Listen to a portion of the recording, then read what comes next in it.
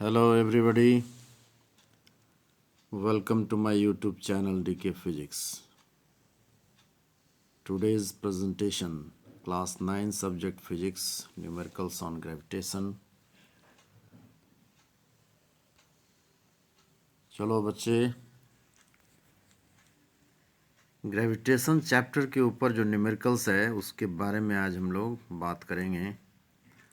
तो सबसे पहला जो क्वेश्चन है, A ball is thrown vertically upwards with a velocity of 49 meter per second. Calculate the maximum height to which it rises.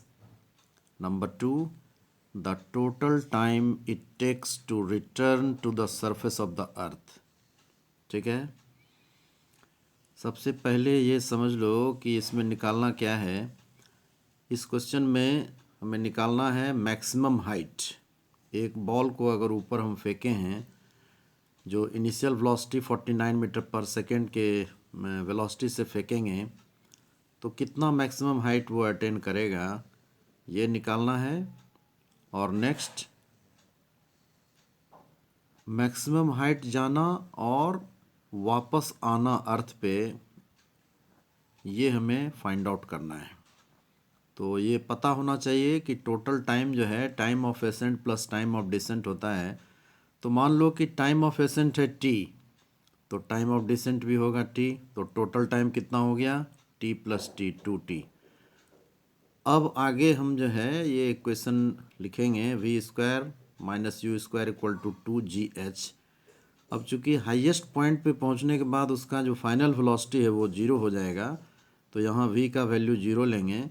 तो इस equation को आगे हम लिखेंगे 0 minus 49 square equal to 2 into minus 9.8 into h. चूँकि ये body ऊपर जा रहा है अगेंस्ट ग्रेविटी, तो यहाँ पर g का वैल्यू निगेटिव होगा। तो यहाँ से हम निकालेंगे h, तो h का वैल्यू आ रहा है 122.5 मीटर। ठीक है, अब देखो टाइम ऑफ एसेंट निकालने के लिए हम क्या लिख रहे हैं, v equal to u plus a t. ठीक है ना, तो यहाँ पे फाइनल वेलोसिटी जीरो है, तो 0 इक्वल टू 49 माइनस 9.8t, यहाँ से t निकल जाएगा, t का वैल्यू आ रहा है 5 सेकेंड। तो टोटल टाइम जो है 2t होगा, तो 2t equal to 2 into 5 equal to 10 second. ये तुम्हारा आंसर हो गया। चलो अब देखेंगे question 2। A stone is released from the top of a tower of height 19.6 meter. Calculate its final velocity just before touching the ground. अब देखो बच्चे, यहाँ क्या है कि एक स्टोन को टॉप ऑफ द टावर से ड्रॉप किए हम, तो इसका जो फाइनल वेलोसिटी है just before touching the ground, ये हमें फाइंड आउट करना है। ठीक है ना, तो यहाँ पर देखो क्या है कि कोई भी स्टोन को जब हम ड्रॉप करते हैं किसी हाइट से, तो उस समय उसका जो इनिशियल वेलोसिटी होता है ज़ीरो। तो ये इक्वेशन अगर लिखेंगे v square minus u square equal to 2gh, जिसमें u का वैल्यू ज़ीरो है, तो यहाँ हमें क्या मिल रहा है, v square equal to 2 into g का वैल्यू 9.8 और ये h हमको मालूम है 19.6। इसको कैलकुलेट करने के बाद हमको v का वैल्यू आएगा 19.6 मीटर पर सेकेंड। तो ये तुम्हारा आंसर हुआ। Velocity just before touching the ground हो गया 19.6 मीटर पर सेकेंड। चलो अब क्वेश्चन 3 देखते हैं। A stone is thrown vertically upwards with an initial velocity of 40 metre per second, taking g equal to 10 metre per second square. Find the maximum height reached by the stone, what is the net displacement and the total time covered by the stone. ठीक है, तो इस question को पहले ठीक से समझ लो बच्चे। ए stone is thrown vertically upward, एक स्टोन जो है 40 मीटर पर सेकेंड की इस वेलोसिटी से ऊपर फेंका गया है। ठीक है ना, तो मैक्सिमम हाइट कितना ये जा सकता है वो हमें फाइंड आउट करना है। तो उसके लिए बहुत सिंपल है, एक इक्वेशन लिखेंगे, v square minus u square equal to 2gh। ठीक है, तो यहाँ पर चूंकि देखो स्टोन को वर्टिकली अपवर्ड हम थ्रो किए हैं, तो यहाँ g का वैल्यू निगेटिव आएगा, तो हाईएस्ट पॉइंट पे इसका फाइनल वेलोसिटी जीरो हो जाएगा, तो v का वैल्यू जीरो ले लेंगे। तो 0 minus 40 square equal to 2 into minus 10 into h. ठीक है, यहाँ से हम h कैलकुलेट करेंगे तो 80 मीटर आएगा। तो तो ये 80 मीटर जो है मैक्सिमम हाइट हो गया। अब आपको निकालना क्या है, नेट डिस्प्लेसमेंट, ठीक है। तो नेट डिस्प्लेसमेंट क्या है कि बॉडी को जब हम थ्रो किए तो हाईएस्ट पॉइंट पे गया, फिर वो वापस जो है अर्थ पे आया, तो इसका मतलब क्या है कि इनिशियल पोजीशन और फाइनल पोजीशन सेम है, इसलिए नेट डिस्प्लेसमेंट इसका 0 हो जाएगा। और टोटल डिस्टेंस में क्या हो जाएगा, h प्लस एच, चूँकि h ऊपर उठा है मैक्सिमम हाइट और उतना ही जो है नीचे आया ये, तो टोटल डिस्टेंस हो गया h प्लस एच 2h। तो ये 2 इंटू 80 160 मीटर हो गया इसका टोटल डिस्टेंस। चलो देखते हैं question number 4। Calculate the force of gravitation between the earth and the sun given that the mass of the earth equal to 6 into 10⁻24 kg and mass of the sun equal to 2 into 10⁻30 kg. The average distance between the two is 1.5 into 10⁻11 metre, ठीक है। तो यहाँ तो बहुत simple है, हमें निकालना है फोर्स ऑफ ग्रेविटेशन। उसका एक सिंपल सा फार्मूला हम जानते हैं, F equal to ji m1m2/r²। तो यहाँ पे G है यूनिवर्सल ग्रेविटेशनल कांस्टेंट, और m1 हम मान लेते हैं अर्थ का मास, और m2 मान लेंगे सन का मास, ठीक है। तो यहाँ पर वैल्यू अगर हम पुट करेंगे तो पुट करने के बाद हमको जो मिलेगा वो आंसर आएगा 3.57 इंटू 10⁻22 न्यूटन, यही आंसर है आपका। चलिए question number 5। A stone is allowed to fall from the top of a tower 100 metre high and at the same time another stone is projected vertically upwards from the ground with a velocity of 25 meter per second.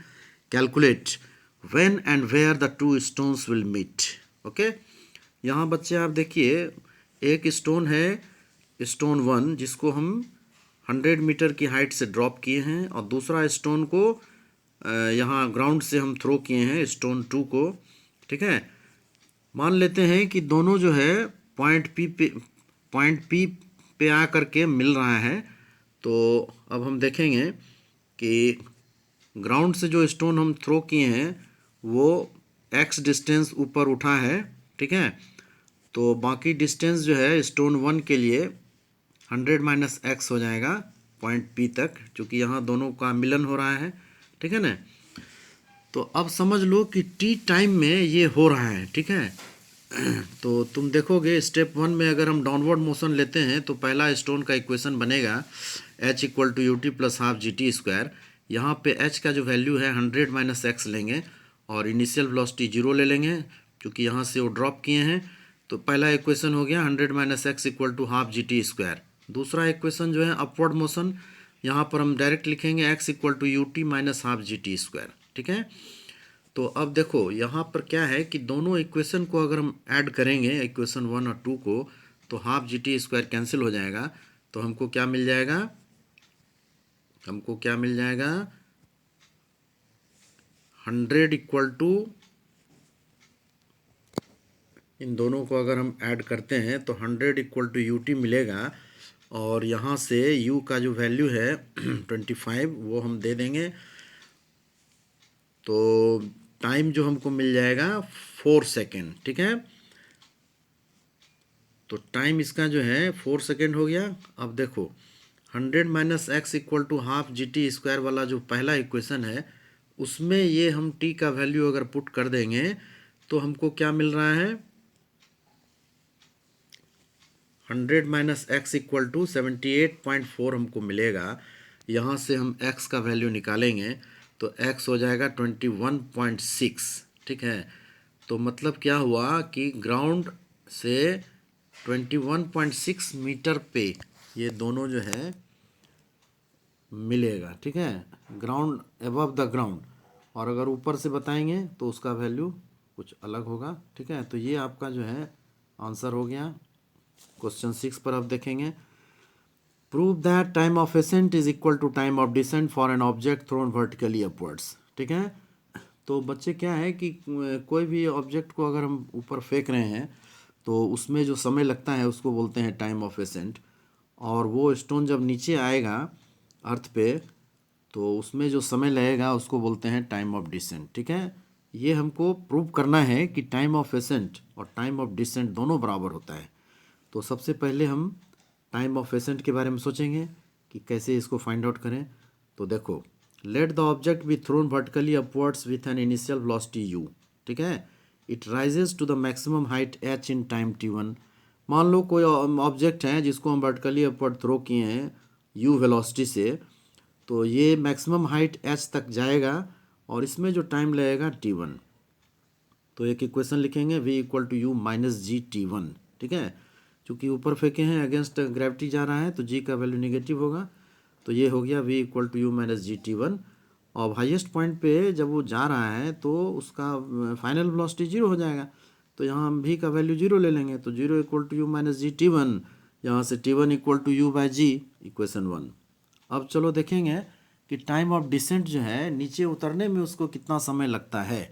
तो मान लो नीचे उतरने में उसको time t2 लगेगा, तो उस height से जब ये नीचे उतरेगा तो उस समय में उसका इनिशियल वेलोसिटी जीरो होगा। तो एक इक्वेशन लिखेंगे v equal to u plus g t2, यहाँ पे इनिशियल वेलोसिटी u जीरो है, तो हमको यहाँ मिल जाएगा t2 equal to v by g, equation 2।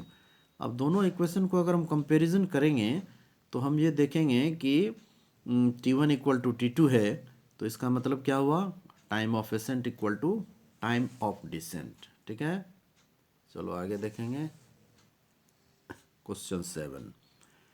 A ball is thrown vertically upwards with a velocity x, will its velocity with which it falls to the earth be same. तो देखो बच्चे, ये क्या क्वेश्चन समझाना चाह रहा है, ये पूछा गया है इसमें कि एक बॉल को वर्टिकली अपवर्ड अगर हम u वेलोसिटी से थ्रो किए हैं, तो जब ये नीचे आएगा तो क्या नीचे आते समय भी इसका वेलोसिटी इतना ही रहेगा, यही हमें प्रूव करना है। तो ठीक है, सबसे पहले कंसिडर द अपवर्ड मोशन। तो अपवर्ड मोशन के लिए v equal to u minus g t हम लिखेंगे, तो ऊपर जब हाईएस्ट पॉइंट पे जाएगा तो वहाँ फाइनल वेलोसिटी इसका जीरो हो जाएगा, तो v का वैल्यू जीरो अगर लेंगे तो t equal to x by g, ठीक है।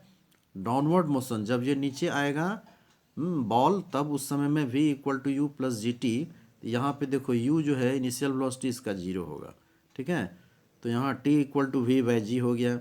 अब देखो यहाँ पर क्या है कि इक्वेशन 1 और 2 अगर हम कंपैरिजन करेंगे तो यहाँ पे x by g equal to v by g और v इक्वल टू x, इसका मतलब क्या हुआ, the stone returns to the earth with the same velocity with which it was thrown vertically upwards.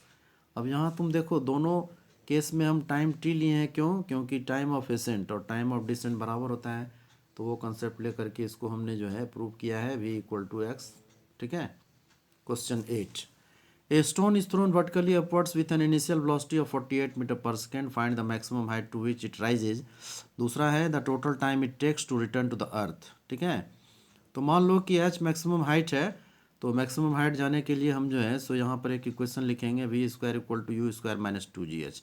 यहाँ से h का वैल्यू हम निकाल लेंगे, मैक्सिमम हाइट पे इसका फाइनल वेलोसिटी जीरो हो जाएगा, तो v का वैल्यू जीरो ले करके और g का वैल्यू माइनस 9.8 ले करके अगर हम फाइंड आउट करेंगे तो h इक्वल टू 117.5 मीटर हो गया। अब देखो टाइम ऑफ एसेंट हम निकालेंगे, time to reach the maximum height, ठीक है, टाइम ऑफ एसेंट। तो टाइम ऑफ एसेंट के लिए v equal to u minus g t का इक्वेशन लेंगे, v इक्वल टू यहाँ जीरो हो जाएगा, तो इस तरीके से t इक्वल टू 4.89, तो इसको हम लोग जो है अप्रॉक्सीमेटली 4.9 हम ले रहे हैं, ठीक है। अब देखो टाइम ऑफ एसेंट और टाइम ऑफ डिसेंट बराबर होता है, तो टोटल टाइम क्या हो जाएगा, टोटल टाइम हो जाएगा t प्लस टी यानी 2t, तो 2 इंटू 4.9 तो 9.8 सेकेंड हो जाएगा, तो ये हो गया टोटल टाइम 9.8 सेकेंड। तो इस तरीके से आज का ये जो न्यूमेरिकल प्रॉब्लम का था शेड्यूल समाप्त हुआ है। Thank you for watching this video, do not forget to like share and subscribe.